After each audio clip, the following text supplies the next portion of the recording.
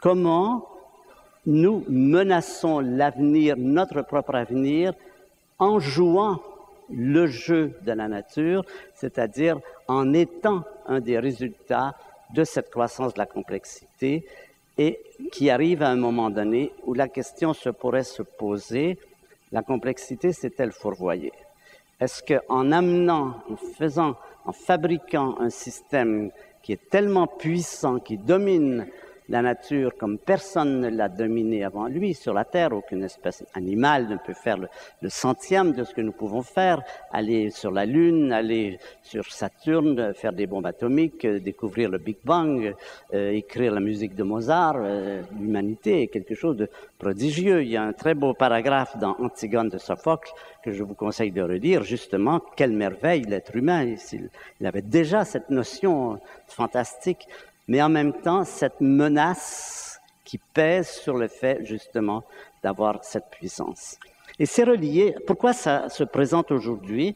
Pourquoi c'est à notre période, dans nos décennies, que nous sommes confrontés à cette menace? C'est relié à quelque chose d'assez simple, en fait. C'est que nous savons depuis assez longtemps que la Terre n'est pas infinie. Le premier qui a mesuré le rayon de la Terre, c'est Ératosthène, un Grec qui a mesuré le rayon de la Terre à 10% près, d'une façon extrêmement astucieuse. Je ne pourrais pas vous le décrire tout de suite, mais c'est génial. Et depuis Ératosthène, 400 ans avant Jésus-Christ, nous savons, contrairement à ce qu'on pensait ou ce qu'on aurait pu penser, que la Terre est une planète qui n'est pas infinie. On a pris conscience de ce que ça signifiait que la Terre n'est pas infinie très récemment.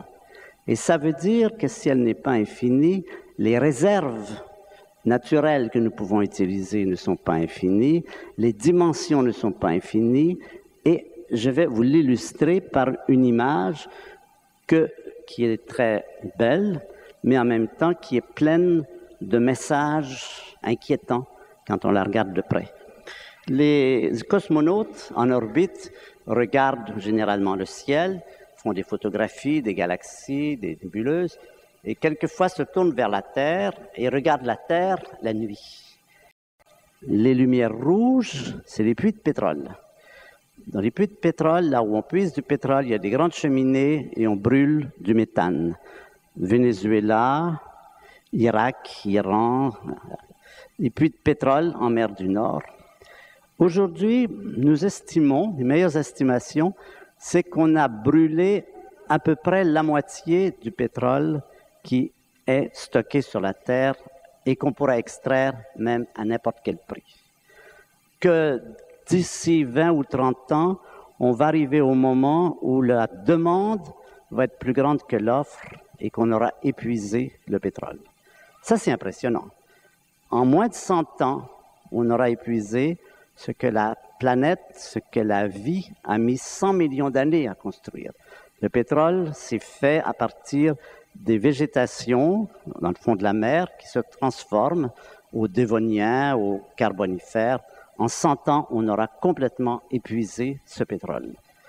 Le gaz naturel, c'est à peu près la même chose. À la fin du siècle, il y aura plus de pétrole, plus de gaz naturel, le charbon peut-être encore une centaine d'années. On a donc, vous voyez, cette image nous dit comment on s'est lancé dans cette aventure comme s'il y avait une quantité infinie de pétrole. Dommage. La Terre n'est pas infinie, la quantité de pétrole n'est pas infinie, et nous arrivons à ce problème aujourd'hui des sources d'énergie. On n'aura pas le temps d'en parler beaucoup, ce serait le sujet d'une autre conférence, mais nous serons confrontés d'ici quelques décennies à cet épuisement de cette ressource. Ce que vous voyez en mauve ici, là, ce sont des feux de forêt. De l'espace, on voit les feux de forêt. Les cosmonautes, des amis cosmonautes à moi m'ont raconté comment, en passant au-dessus de l'Indonésie, en passant au-dessus de l'Amazonie, en passant au-dessus de l'Afrique subsaharienne, on voit à perte de vue des feux de forêt. Là aussi, nous savons que nous avons coupé plus de la moitié de la forêt mondiale et que ça se poursuit à une vitesse absolument effarante, en Indonésie en particulier. Dommage, ça se poursuit à une très très grande vitesse. Feu de forêt. Le vert ici, ce sont des pêches aux lampes. dans la mer du Japon. Quand j'étais avec ma femme, il y a quelque temps, nous étions près de la côte du Brésil, on était entourés de bateaux avec des pêches aux lampes. Bien, tout ça pour signaler que là aussi, nous avons un problème très important. Toutes les grandes pêcheries s'effondrent, on ne pêche plus de morue. Vos ancêtres et les miens venaient pêcher la morue ici, sur les bancs de Terre-Neuve. Il n'y a plus de morue sur les bancs de Terre-Neuve, on a interdit la pêche. Il n'y a plus de harengs dans la Baltique. Un peu partout, les grandes pêcheries s'effondrent. Et qu'est-ce qu'on fait? Eh bien, on fait des bateaux toujours plus efficaces, toujours plus puissants.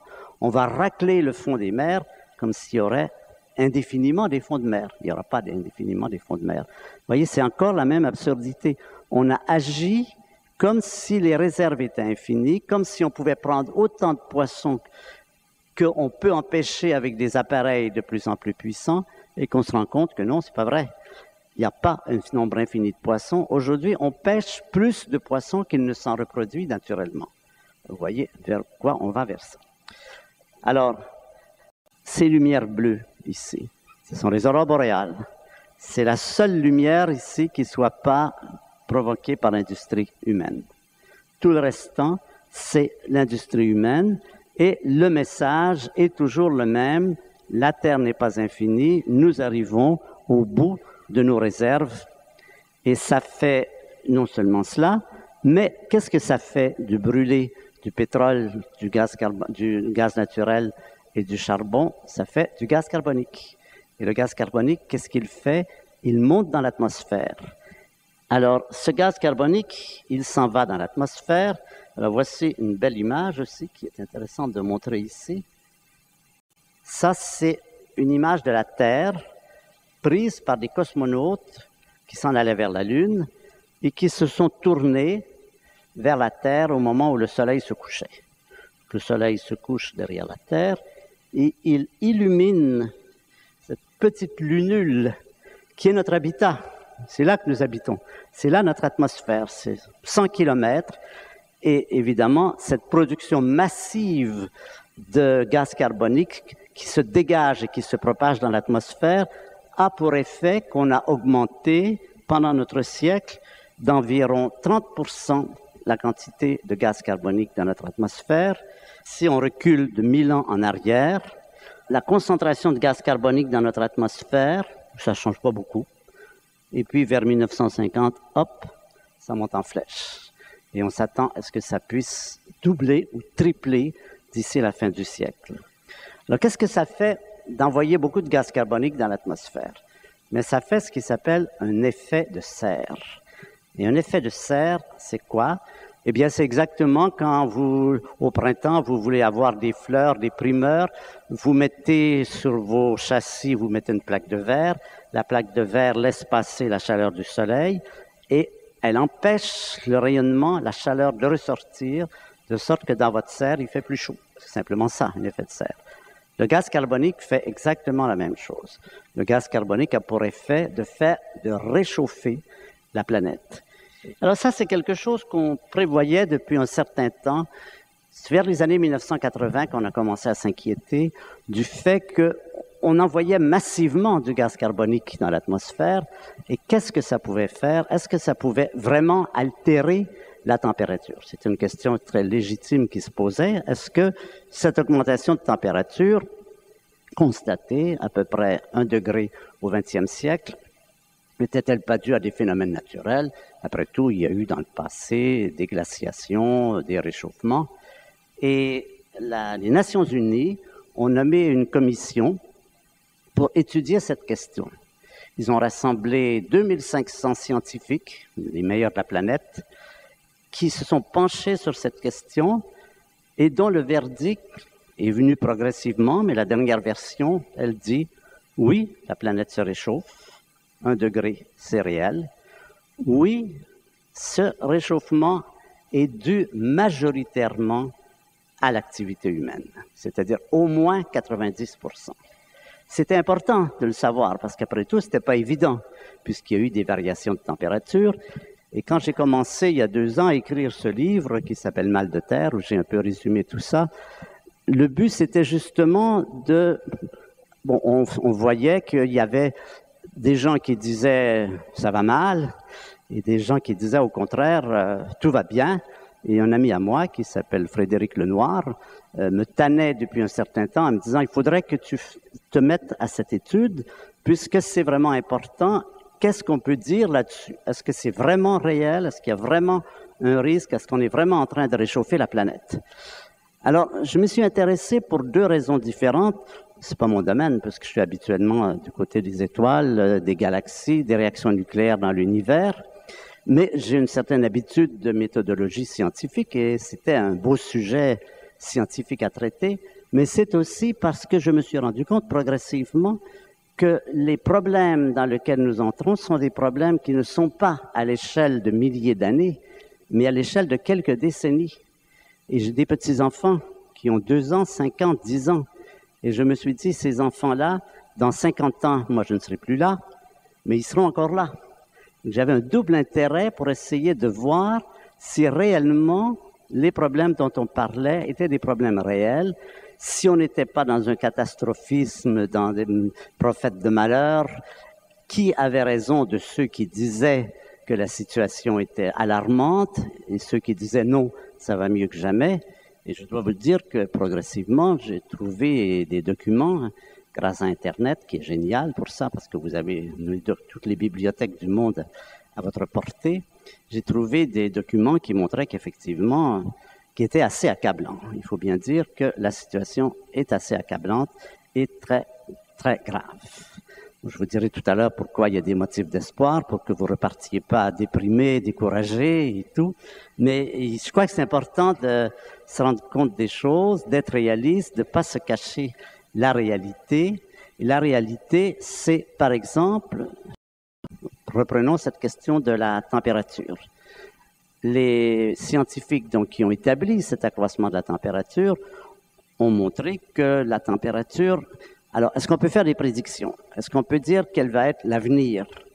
Les prédictions dans un domaine humain sont toujours plus difficiles que les prédictions en astronomie, par exemple. Si je vous dis qu'il y aura une éclipse de soleil en 2006, c'est pas le fait que je vous le dis qui va changer quoi que ce soit. L'éclipse aura lieu.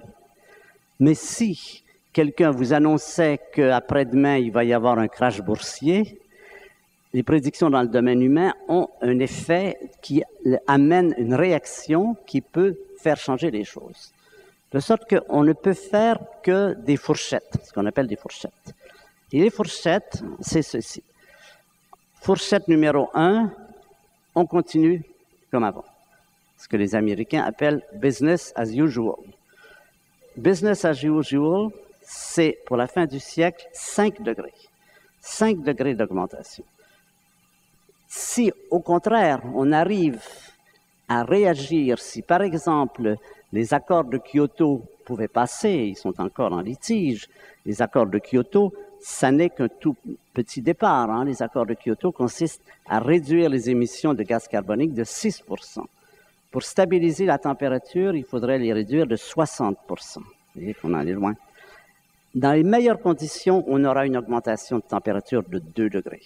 Donc la fourchette entre si on ne fait rien ou si on s'active vraiment, c'est 5 ou 2 degrés. Déjà, nous avons 1 degré. Et qu'est-ce que ça fait d'augmenter la température de 1 degré? Ben, vous pourriez dire, après tout, c'est pas mal pour les habitants de Sibérie s'ils peuvent avoir des fraises. C'est pas ça le problème. C'est pas le fait d'augmenter, ou du Canada, c'est pas d'augmenter la température. Et d'ailleurs, je crois que cet hiver, les Canadiens auraient bien aimé qu'il fasse un petit peu plus chaud. D'après ce que je comprends, vous avez eu vraiment un hiver extrêmement difficile. Le problème de l'augmentation de la température, c'est une déstabilisation des climats. C'est-à-dire des extrêmes climatologiques, des tempêtes plus violentes, plus fréquentes, des inondations, des sécheresses, ce qu'on voit un peu partout dans le monde depuis quelques années, la multiplication de ces phénomènes. Là aussi, il faut faire attention, c'est pas parce qu'on a eu une canicule l'été dernier que c'est l'effet de serre. Il faut être statistique, c'est-à-dire qu'il faut prendre la planète dans son ensemble, il faut voir s'il y a une augmentation de la fréquence de ces extrêmes, et les personnes qui vous répondront le plus clairement là-dessus, c'est les compagnies d'assurance. Et ils vous diront oui, énorme. Et c'est pour ça que les tarifs des compagnies d'assurance augmentent. nous sommes déjà à 1 degré dans un accroissement de la violence des extrêmes et cela risque de devenir beaucoup plus grave. Ça, c'est la situation qu'il faudra gérer, au moins 2 degrés, peut-être 5 degrés. Alors, 5 degrés, pour vous donner une idée de ce que ça veut dire 5 degrés, il y a 10 000 ans, ici, au-dessus de nos têtes, il y avait 3 kilomètres de glace. C'était une période glaciaire qui s'étendait sur tout le Canada, sur l'Europe. La différence de température entre aujourd'hui et cette période était également de 5 degrés, en moins bien sûr. La température était de 5 degrés en moins. 5 degrés, c'était déjà suffisant pour produire un effet aussi extrême.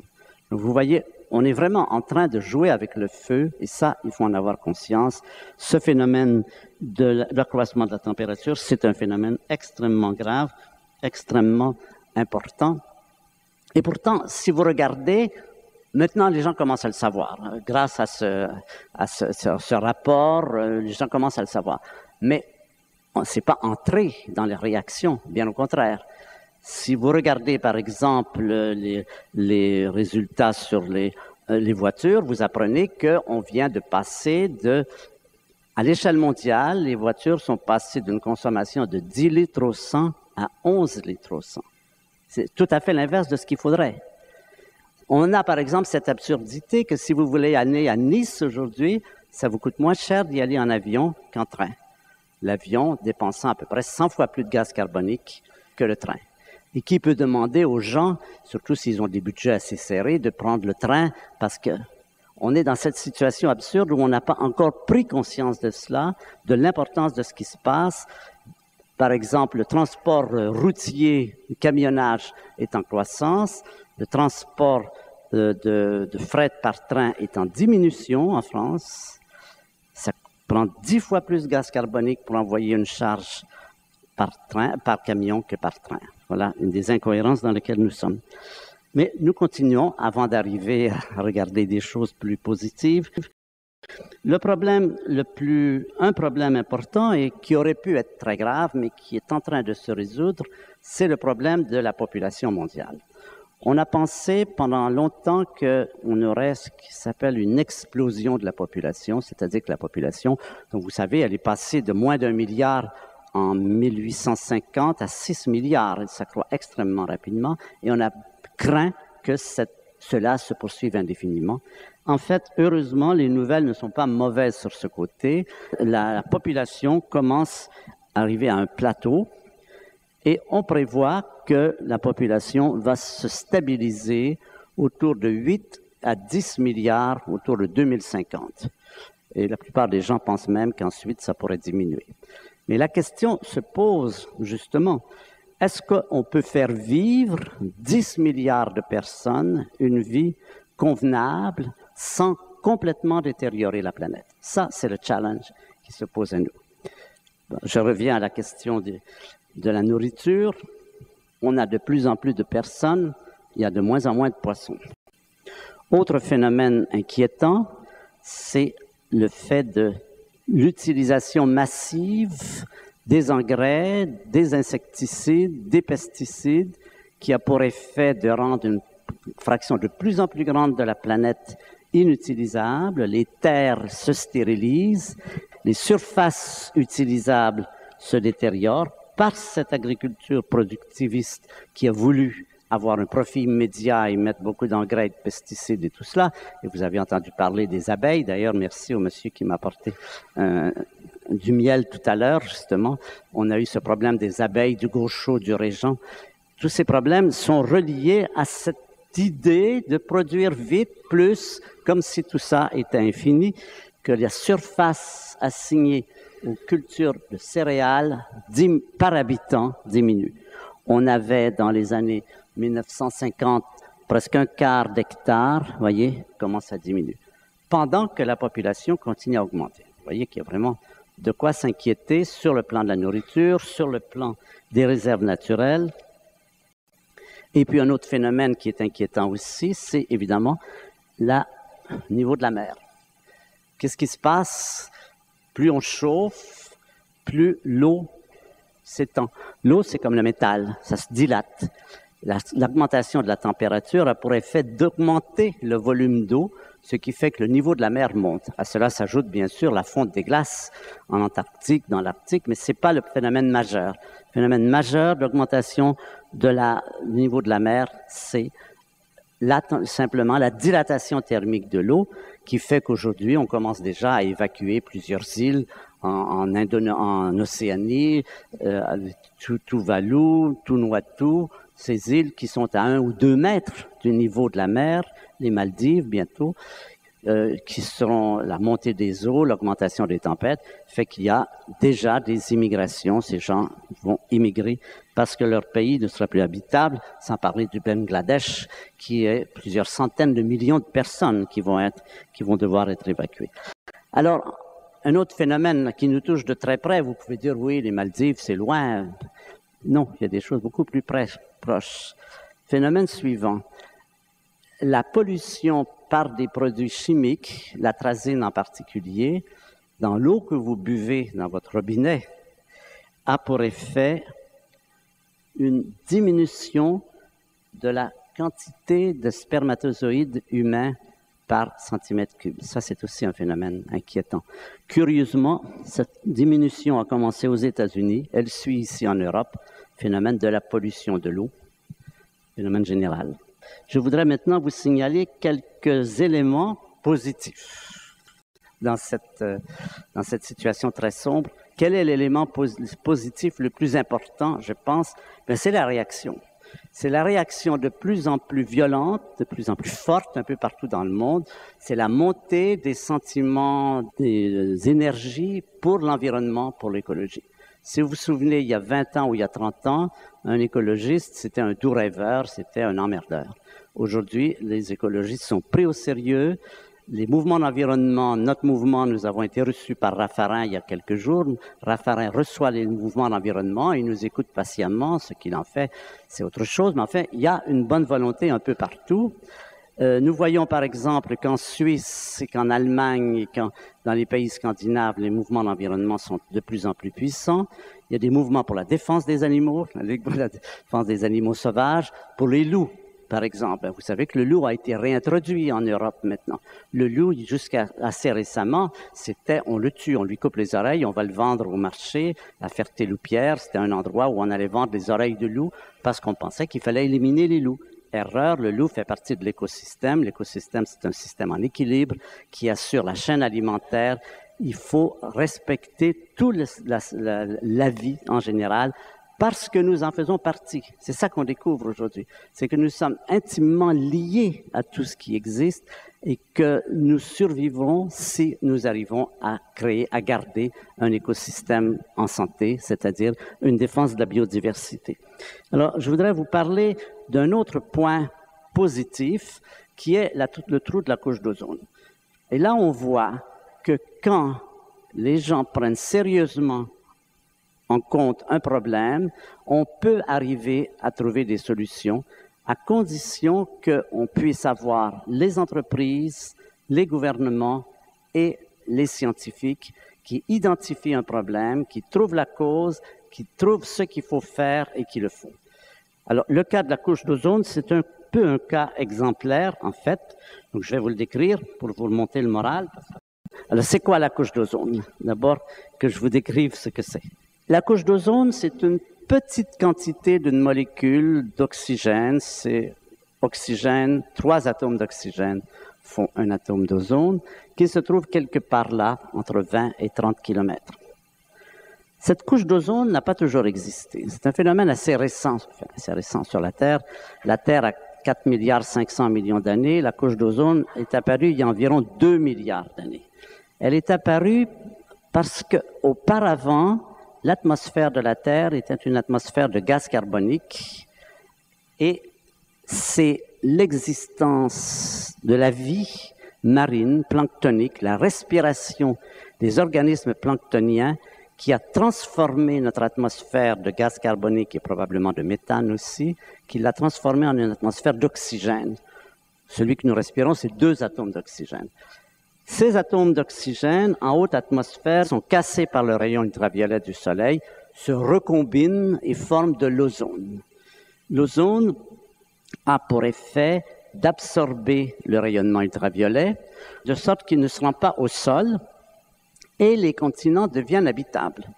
Les continents étaient inhabitables et inhabités, en fait, il y a 2 milliards d'années, simplement, enfin, une des raisons, c'est qu'il y avait trop de rayons ultraviolets et les rayons ultraviolets, c'est très stérilisant. Donc, phénomène relativement récent. Alors, je vous parlerai tout à l'heure, je le mentionne simplement, on distingue en général 2 ozones. On dit il y a le bon et le mauvais. Il est bon parce qu'il nous protège du rayonnement ultraviolet. Le mauvais, c'est celui qui est au sol. C'est celui qui est dégagé par l'effet des voitures, des oxydes d'azote. Et celui-là, il est mauvais, c'est le même. Mais il est mauvais parce qu'on le respire. Il est mauvais parce que les plantes le respirent et il a des effets, par exemple, très importants sur le système respiratoire, le système vasculaire des plantes. Mais parlons d'abord du bon ozone. C'est là qu'il y a du progrès. Alors, ce bon ozone, tout ça, on a découvert ça récemment, évidemment. Ce n'est qu'à partir du moment où on a eu des satellites, c'est-à-dire 1950, 1960, 70, qu'on a d'abord découvert qu'il y avait cette couche d'ozone, qu'on a découvert quel était son rôle par rapport à nous. Et peu de temps après, on s'est aperçu que cette couche commençait à se réduire, à s'amincir, c'est-à-dire à avoir de moins en moins d'atomes. Et que le phénomène était surtout puissant au-dessus du pôle sud. Maintenant, nous savons que ce n'est pas seulement dans l'Antarctique que l'ozone s'est aminci jusqu'à 80% de sa valeur, mais un peu partout. C'est exact la même chose ici, la même chose dans l'Arctique. C'est particulièrement important dans l'Antarctique. Je vais vous le dire dans un instant pourquoi c'est particulièrement puissant dans l'Antarctique. Alors, première chose, on s'est aperçu que cette couche d'ozone diminuait au cours des années, et cela, ce sont des mesures qui ont été prises par la British Antarctic Survey, qui est en Amérique du Sud, et également par les satellites de la NASA.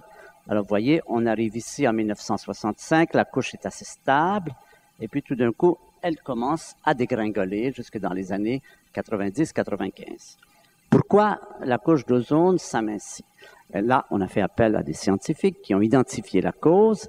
Ils ont dit c'est à cause d'un gaz qui est produit par l'industrie humaine. Ce gaz s'appelle CFC, chlorofluorocarbone. C'est le gaz qu'on mettait dans les bonbonnes. Vous vous souvenez que les aérosols, on recevait quelque chose qui transportait, qui poussait la matière que vous voulez expulser.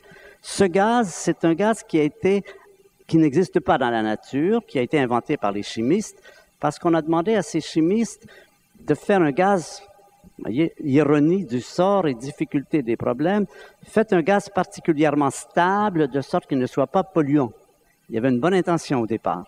Alors, si vous parlez à un chimiste de gaz stable, il vous parle de chlore, de fluor, ce sont vraiment les atomes les plus stables. Donc, ils ont fait chlorofluorocarbone. Vous voyez, ils ont mis le paquet. Chlorofluorocarbone, CFC. Ce gaz, bien sûr, se dégage dans l'atmosphère, n'interagit pas, parce que c'est pour ça qu'on l'a choisi, parce qu'il n'interagit pas, mais il monte dans l'atmosphère. Quand il arrive à 50-60 km, là, il est soumis aux rayons ultraviolets du Soleil. Ça pardonne pas. Pas une molécule ne résiste à ces rayons ultraviolets. Ces molécules sont cassées et les débris de ces CFC commencent à bouffer de l'ozone. Et le côté particulièrement pernicieux, c'est que chaque molécule de CFC peut détruire 1 million de molécules d'ozone. On aurait pu dire a priori, comment est-ce que vous pouvez imaginer que des petits aérosols puissent avoir un effet global sur la planète? C'est à cause de ça, précisément. 1 million de molécules d'ozone détruites pour chaque CFC. Alors, vous allez dire, c'est pas quand même les habitants du pôle Sud qui se servent de leurs aérosols, parce que les pingouins, que je sache, sont pas particulièrement adeptes de ça. Le problème, c'est que ces réactions sont particulièrement rapides quand il fait très froid. Alors, les CFC se dégagent dans l'atmosphère, vont partout sur la Terre, et là où il fait très froid, en hiver, au-dessus du pôle Sud, il fait moins 80 degrés. Moins 80 degrés, ces réactions sont particulièrement violentes. C'est pour ça que c'est à cet endroit-là qu'on s'est rendu compte de cette diminution de la couche d'ozone, mais ce phénomène est général, il existe partout sur notre planète. Alors, qu'est-ce qui s'est passé? Eh bien, il s'est passé qu'en 1989, il y a eu l'alerte des scientifiques. On dit, voilà, c'est clair, on est en train de détruire la couche d'ozone, la Terre ne sera plus habitable si on continue, il faut absolument arrêter cela. Donc, il y a eu une convention à Montréal en 1989, convention de la couche d'ozone, le CFC, interdiction de produire des CFC. On a interdit cette production et la quantité de CFC dans l'atmosphère décroît. Maintenant, nous avons des preuves qu'elle décroît. Est-ce que ça veut dire que la couche d'ozone se récupère? Ça va être long. Ça va être long. On a l'impression qu'elle est en train de se stabiliser. On a l'impression qu'elle est en train de se stabiliser, mais il y a des variations annuelles qui font que, par exemple, l'an dernier, elle était plus profonde que jamais.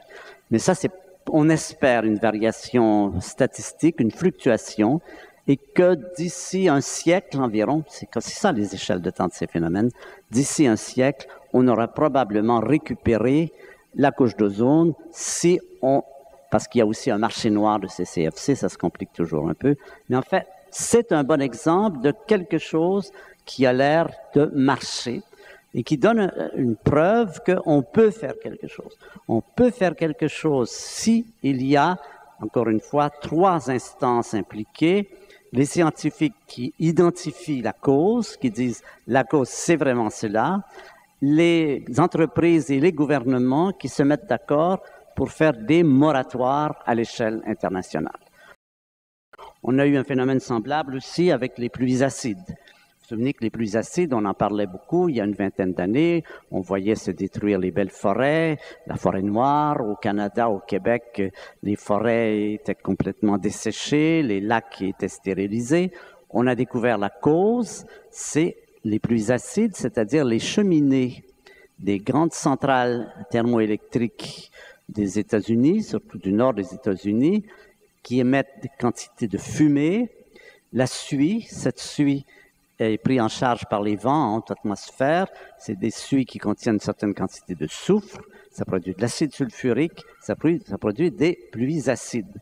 Les pluies deviennent acides et cela stérilise les terres. Là aussi, il y a eu une convention aux États-Unis qui a consisté à obliger ces compagnies à mettre des filtres sur les cheminées. Et aujourd'hui, ce problème est largement résolu en Amérique du Nord, en Europe aussi. La situation s'est bien améliorée. En Europe de l'Ouest. Ce n'est pas vrai en Europe de l'Est. Si vous allez vous balader en Pologne, si vous allez en Russie ou en Chine pour aller plus loin, je suis allé récemment, alors là, vous voyez ce que c'est que des pluies acides et des forêts complètement asséchées, brûlées par ces pluies acides. Mais c'est un exemple de choses qu'on a pu régler. Il y a eu aussi le problème des phosphates, par exemple. Les grands lacs au Canada les poissons diminuaient très rapidement. On s'est aperçu que c'était les détergents. Les phosphates qu'on mettait dans les détergents qui retrouvaient leur trajet vers les grands lacs. On a arrêté de mettre des phosphates. On retrouve les populations. Il y a encore une fois toujours cette réaction qui existe, qui est très présente et qui est ce qui donne l'espoir que les gens commencent enfin à prendre conscience de l'importance de ce qu'ils font et qu'ils prennent les moyens pour arriver à guérir. Alors, je vous ai parlé du mauvais ozone, puisqu'on a parlé de l'ozone. Encore une fois, le bon ozone, c'est celui qui est au-dessus de nos têtes, qu'on ne respire pas et qui nous intercepte les rayons ultraviolets. Le mauvais, c'est celui qui est produit par les voitures, par les oxydes d'azote et en grande partie par la climatisation.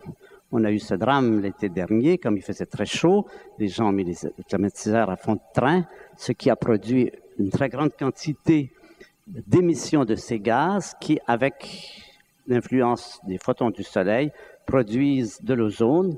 Ozone, c'est un mot grec qui veut dire qui sent mauvais, ozone.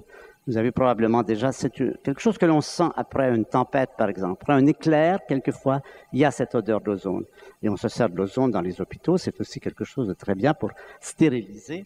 Eh bien, là, nous avons ce problème de la croissance, au contraire.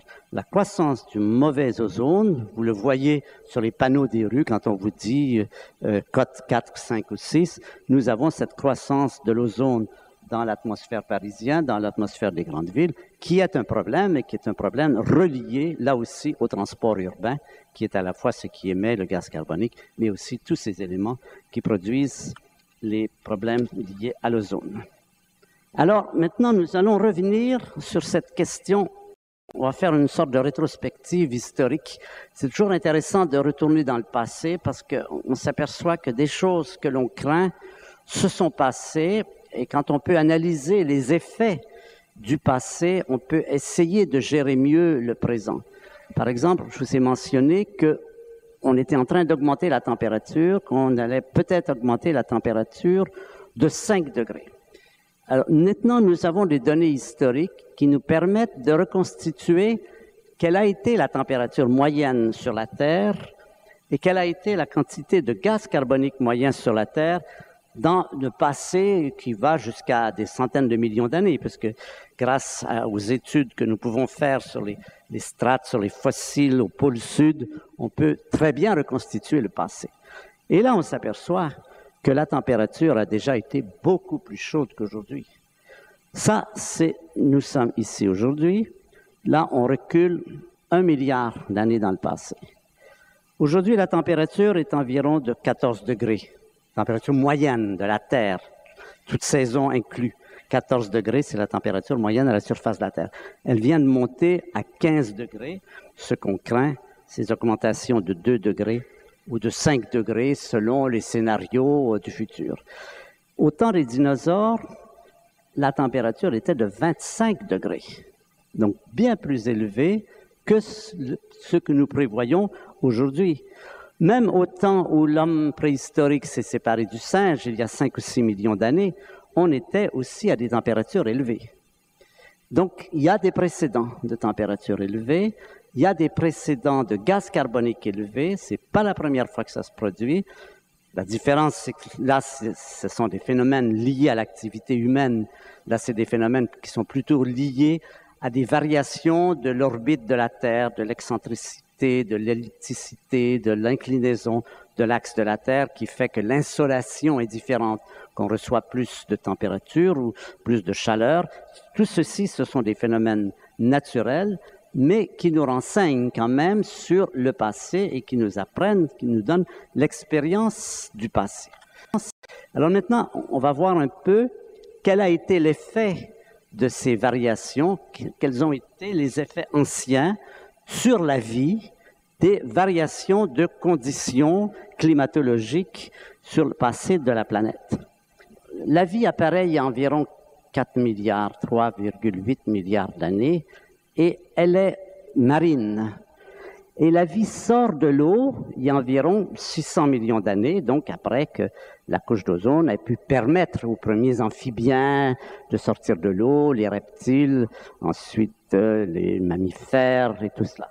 Et là, on commence à avoir des données plus précises. On n'a pas beaucoup de données précises sur la vie dans l'océan, mais sur la vie hors de l'océan, on a des données intéressantes sur quelque chose qui s'appelle le nombre de familles.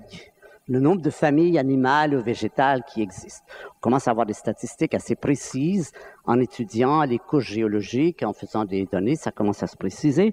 Première chose importante, premier résultat important, vous voyez que la vie persiste au travers de toutes ces vicissitudes, et même qu'elle a persisté depuis 3,8 milliards d'années. Une leçon importante, c'est que la vie est extrêmement robuste. Elle s'adapte aux circonstances les plus difficiles, elle est capable de réagir, de s'adapter. Et d'ailleurs, nous avons maintenant des renseignements extrêmement impressionnants sur la résistance, sur la robustesse de la vie microbienne, en tout cas. Les microbes, les bactéries peuvent vivre jusqu'à 100 degrés, 110 degrés, peuvent vivre dans la glace, peuvent vivre dans l'eau saline, pratiquement de la saumure, peuvent vivre dans une eau parfaitement alcaline, peuvent vivre dans des circonstances de rayonnement radioactif dans lequel 1 millième seulement nous tuerait. Nous connaissons des bactéries qui résistent. Ça, c'est une capacité fantastique de la vie de résister. On ne sait pas exactement comment ça se passe, c'est une constatation. Et c'est une constatation que l'on voit par la persistance de la vie tout au long de tous ces changements qu'on a vus, changements climatologiques, volcanisme intense, chute de météorites et tout, la vie se retombe sur ses pieds. Mais il y a des indentations. C'est des indentations, c'est des moments dans la vie de la Terre où une bonne fraction des espèces animales et végétales disparaissent, quelquefois très rapidement, très brutalement, et d'autres espèces apparaissent. Des espèces ne se sont pas adaptées, des espèces s'adaptent. Et cela produit ce qu'on appelle des extinctions. On en compte 5 jusqu'ici. La plus importante se passe il y a 225 millions d'années, entre la fin de l'ère primaire et l'ère secondaire, où 90% des espèces disparaissent. Vous voyez qu'on est passé très près de la catastrophe, de l'extinction de la vie. On ne sait pas très bien pourquoi. On sait qu'il y a eu un volcanisme généralisé. On sait qu'il y a eu des phénomènes de type météorite. On n'arrive pas bien à savoir. Mais ce qu'on sait, c'est qu'à partir de cette extinction, apparaissent en particulier 2 espèces qui vont nous intéresser, les dinosaures et les mammifères. Les dinosaures s'épanouissent, occupent la Terre pendant 150 millions d'années. Ils sont présents partout sur la Terre. Les mammifères, nos petits ancêtres, sont des petits rongeurs nocturnes qui se développent très peu, vraisemblablement parce que les niches écologiques étaient occupées par les dinosaures. C'était une lutte entre les deux dans laquelle les dinosaures étaient les vainqueurs et les mammifères n'arrivaient pas à se développer. C'est du moins ce que disent les spécialistes de cette question. Je ne suis pas spécialiste de ces questions, mais je répète ce que disent les plus compétents. C'est qu'il y avait vraiment cette emprise sur les niches écologiques par les dinosaures et les mammifères ne se développaient pas. Arrive il y a 65 millions d'années, la 5e extinction. Là, on connaît la cause. C'est une météorite. C'est une météorite géante, la dimension du Mont Blanc, par exemple. Météorite géante qui frappe la Terre. Nous savons où. Nous avons même trouvé le cratère. Il est dans le golfe du Mexique, près du Chicxulub, près du Yucatan. On a retrouvé, on a reconstitué les événements, chute météoritique, température qui monte à 1000 degrés partout sur l'atmosphère, feu de forêt généralisé, on retrouve les suies, on retrouve des formes minéralogiques qui manifestent un impact fantastique. Fin des dinosaures. Les dinosaures sont éliminés à partir de ce moment-là. Et puis, la vie reprend. On retrouve même les premiers pollens qui reviennent après coup. Et par je ne sais pour quelle raison, quelle heureuse raison, les mammifères survivent. Non seulement ils survivent, mais ils s'en tirent très bien. Ils sont débarrassés de leurs ennemis. Et ils se mettent à proliférer, à se diversifier à une vitesse fabuleuse.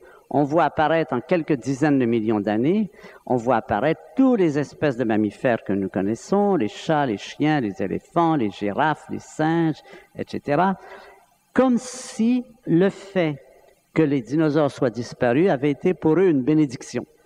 On peut imaginer que s'ils avaient pu parler, ils auraient dit « Ouf, on est débarrassé de nos ennemis, cette météorite est vraiment un cadeau du ciel. » Tout ça pour dire que nous arrivons maintenant, aujourd'hui, à une période que nous appelons, que les spécialistes appellent la 6e extinction.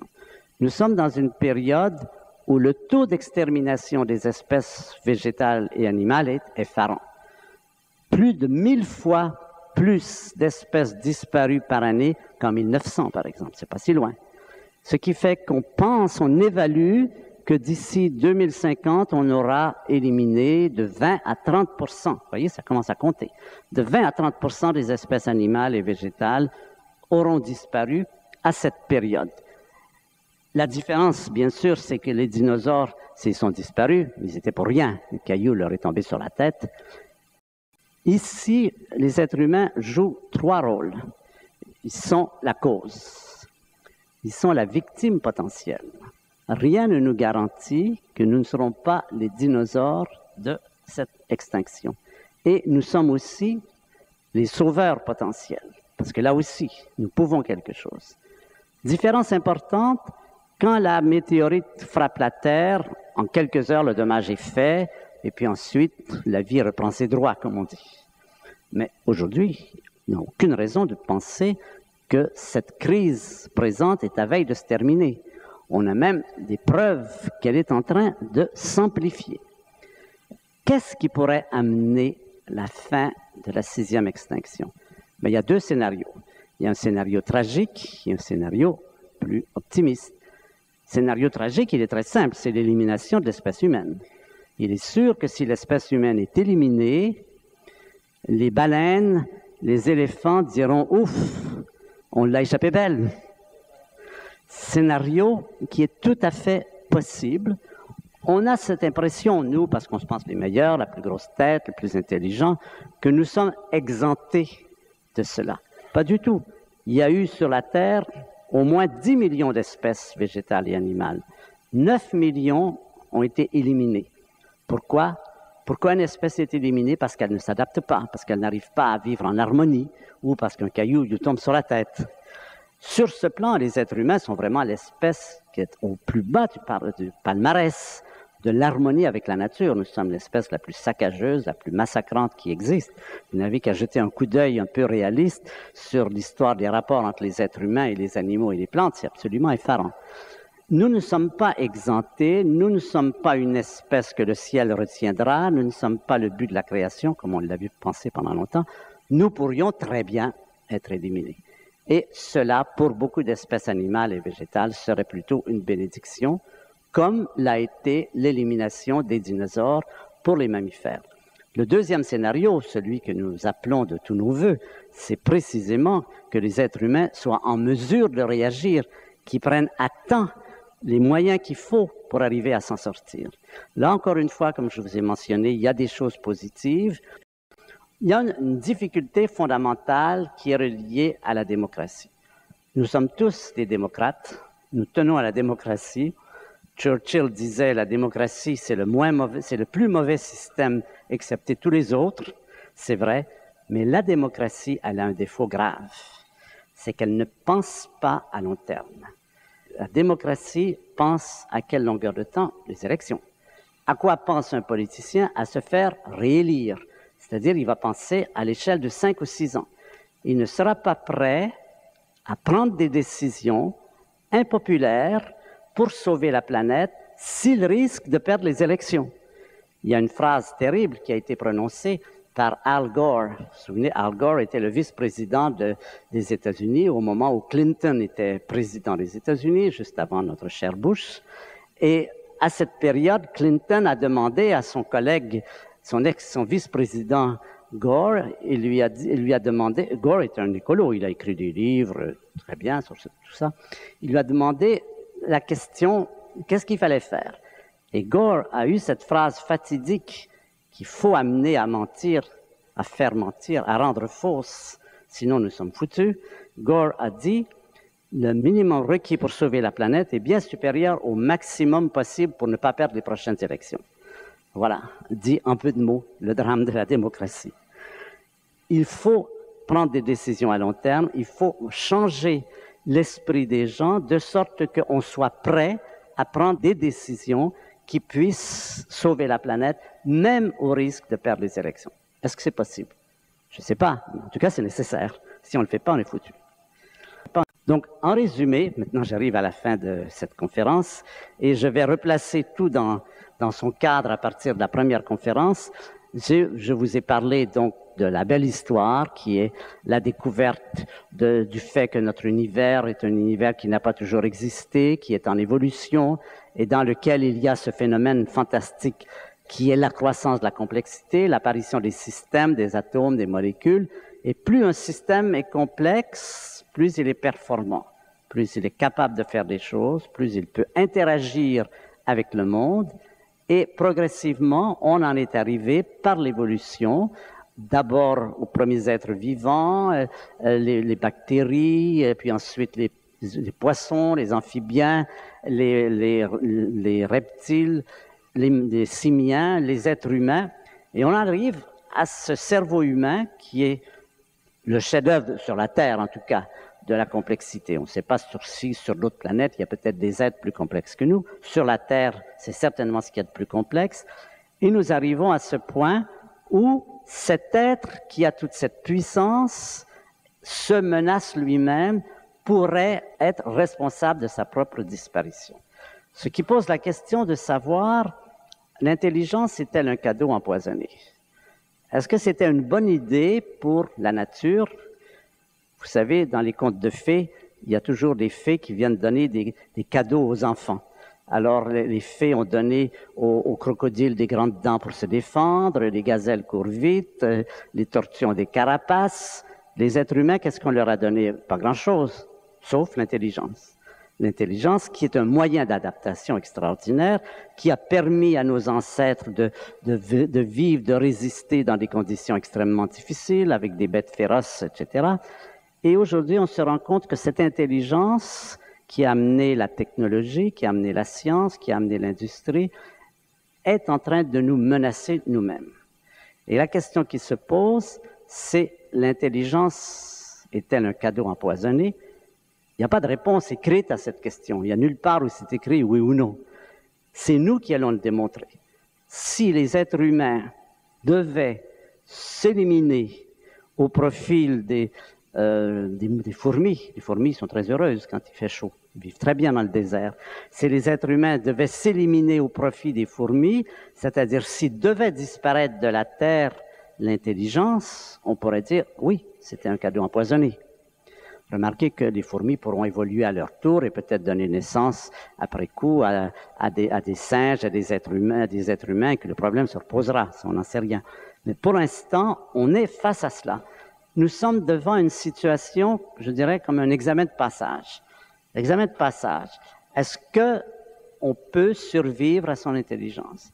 Est-ce qu'une espèce comme l'espèce humaine qui a atteint un haut niveau de technologie n'est pas irrémédiablement condamnée par son intelligence, ou bien si elle est capable, au contraire, de dominer sa puissance? Nous dominons les forces de la nature comme aucune espèce animale ne les a jamais dominées. Nous sommes dominés par notre propre puissance, et la question, c'est est-ce que nous sommes en mesure de passer notre examen? C'est ça qui va se passer dans les décennies qui viennent. Vos grands-parents n'ont jamais connu des choses comme ça. Il y a 50 ans, on ne parlait même pas de ça. Moi, quand j'étais étudiant aux États-Unis, on voyait l'avenir comme quelque chose de très positif, que tout allait bien, que c'était la fin de la pauvreté, etc., etc. C'est récent. Et c'est récent. Et pourquoi c'est récent? C'est relié au fait que nous avons atteint la dimension où notre activité est à l'échelle de la planète. Tout ce que nous faisons est à l'échelle de la planète. Notre comportement a un effet direct sur notre environnement. Vous avez vu l'augmentation de la quantité de gaz carbonique, par exemple, c'est tout à fait cela.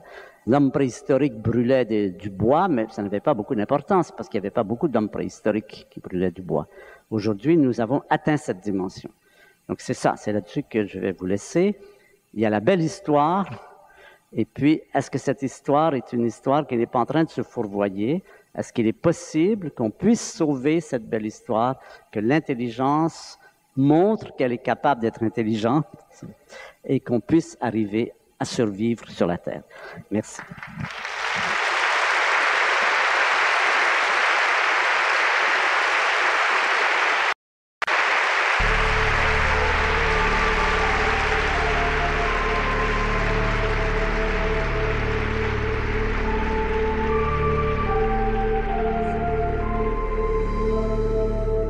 Questions et réponses. Première question. D'où vient la Lune et quelle influence a la Lune sur les êtres humains? Alors, première question, d'où vient la Lune? Oui, ça c'est une question à laquelle on a des réponses seulement depuis une vingtaine d'années. Curieusement, c'est resté pendant très longtemps un problème majeur, le problème de l'origine de la Lune. C'est relié au fait, ce qu'on a découvert quand on est allé sur la Lune, que la Lune est extrêmement sèche. Il n'y a pas d'eau sur la Lune, il n'y a pas d'océan, il n'y a pas de lac, mais il n'y a même pas d'eau incorporée dans les pierres. Sur la Terre, n'importe quel caillou que vous prenez contient 1 à 2% d'eau, de molécules d'eau séquestrées dans le réseau cristallin. La Lune n'en a absolument pas. C'est la chose qui a le plus frappé les cosmonautes quand ils sont allés sur la Lune. Le scénario le plus vraisemblable de la formation de la Lune, c'est une collision d'une planète sur la Terre, quand la Terre était relativement jeune, peut-être 50 millions d'années, sur 4 milliards 500 millions, c'est très peu. Et c'est une collision rasante, c'est-à-dire une planète a frappé comme ça, de sorte qu'a été éjectée dans l'espace à la fois une bonne partie de l'endroit choqué de la Terre et du matériau de cette planète qui était plus petite que la Terre. On pense qu'elle devait être à peu près comme Mars, c'est-à-dire 1/10 de la masse de la Terre. Et cette matière éjectée s'est mise en orbite autour de la Terre, et la Terre aurait eu des anneaux pendant un certain temps, comme Saturne.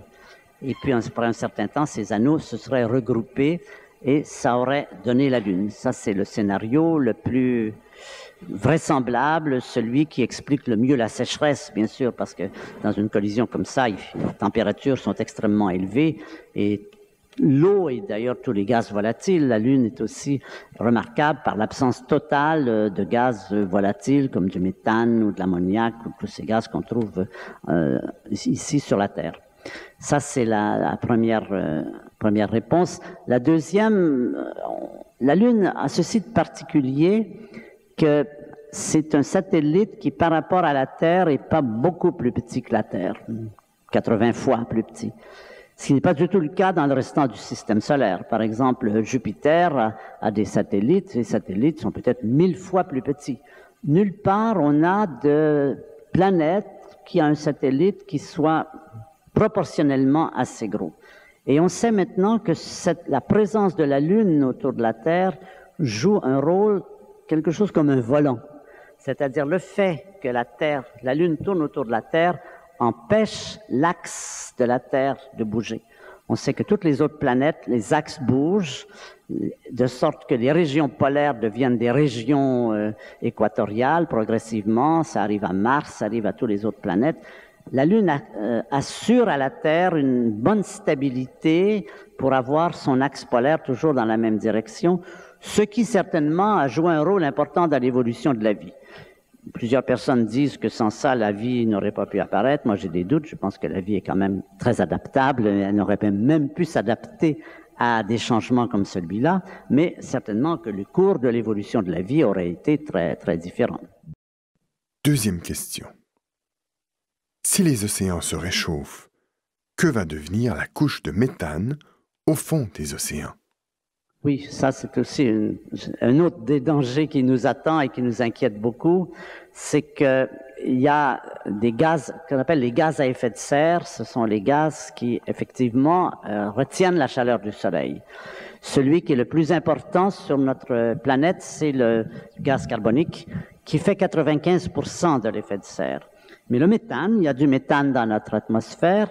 Le méthane est beaucoup plus efficace, peut-être 100 fois plus efficace que le gaz carbonique pour retenir la température, mais comme il y en a beaucoup moins, le méthane, pour l'instant, n'est pas un contributeur important.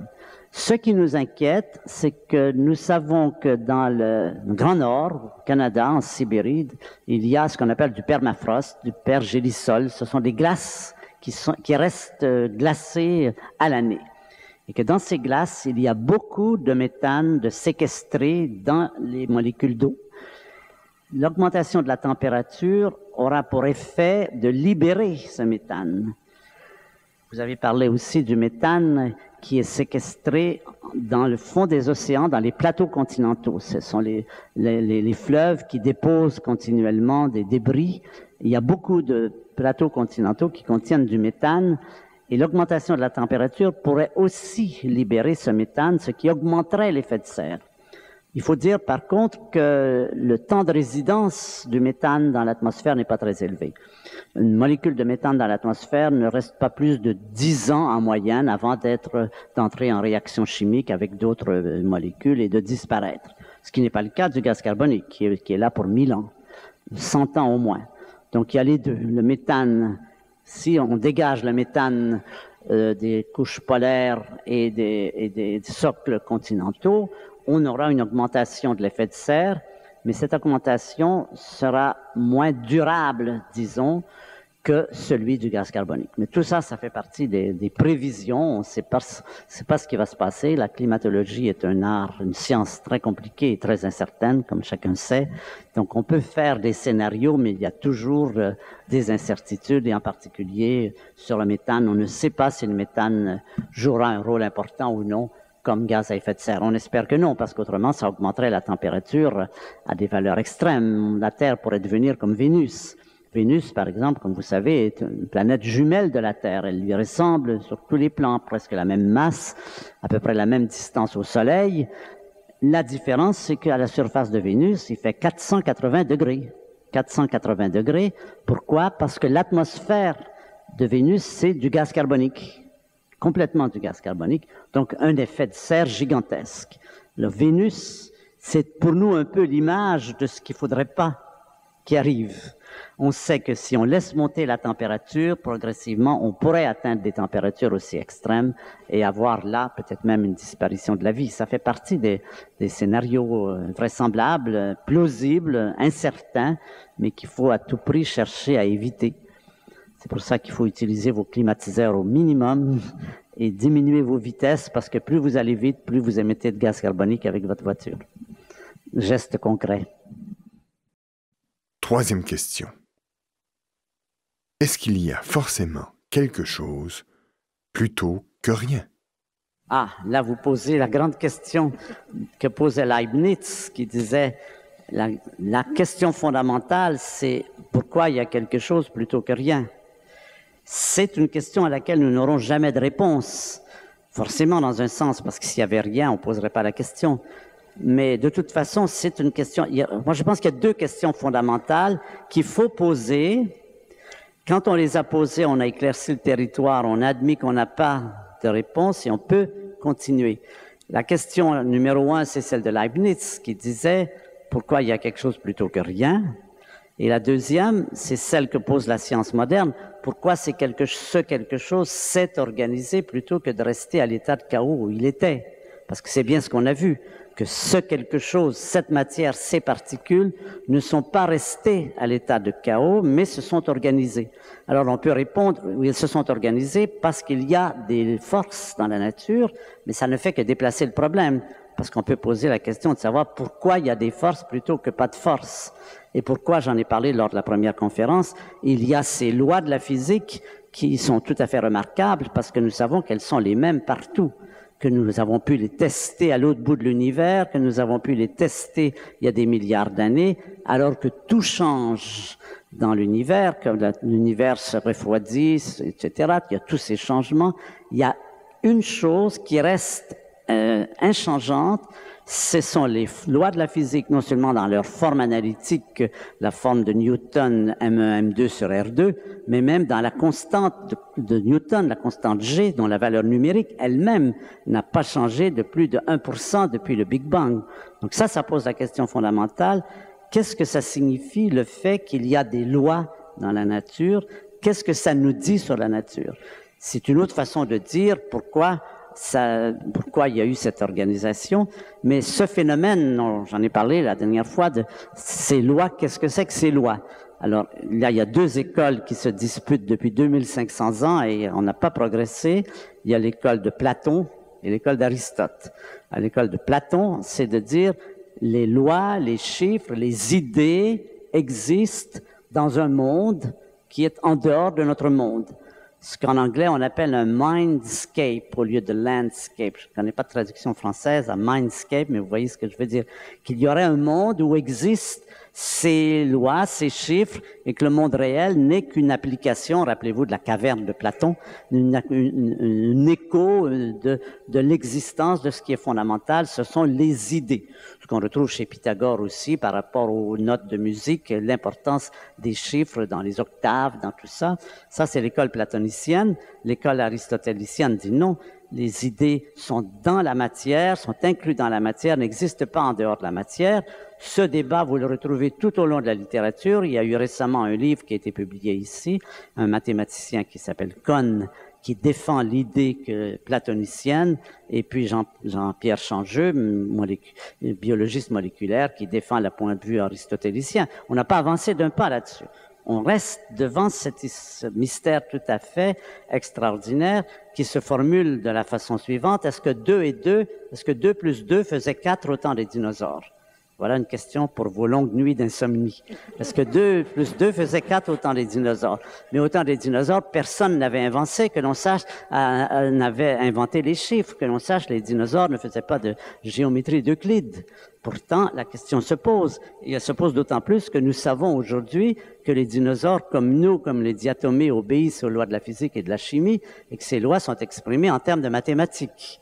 Vous voyez, ça aussi, ça pose un problème pour vous torturer le cerveau. Si vous en avez envie, vous n'en sortirez pas. Sachez simplement que vous êtes dans une tradition millénaire et qu'on n'a pas avancé d'un pas sur cette question. Et c'est du même ordre de pourquoi il y a quelque chose plutôt que rien, pourquoi il y a des lois, pourquoi il y a des chiffres, pourquoi ces chiffres régissent la réalité. Où sont ces chiffres? Est-ce que 2 existent? Vous allez dire, qu'est-ce que ça veut dire exister pour 2? Je sais ce que ça veut dire exister pour un chien, mais pour 2, qu'est-ce que ça veut dire exister? Vous voyez, on est toujours à la limite du sens des mots quand on cherche ces choses-là, et cette espèce de fond totalement mystérieux dans lequel la science évolue. Elle évolue très bien, hein. Les chiffres sont un instrument fantastique, les mathématiques sont le langage de la nature, comme disait Galilée. On arrive à décrire la nature avec une précision fantastique au moyen des chiffres. Les physiques atomiques prédisent des résultats, prédisent théoriquement des résultats qui sont confirmés avec une précision d'une partie dans 1 milliard. 1 milliard. Les 8 premiers chiffres de la réponse sont bons. C'est ceux qui ont prédit la théorie à partir de concepts mathématiques. C'est ce qu'Einstein appelait l'invraisemblable efficacité des mathématiques. Tout ça, c'est des choses tout à fait mystérieuses. Voilà, je vais vous laisser là-dessus. Je vous remercie de votre attention.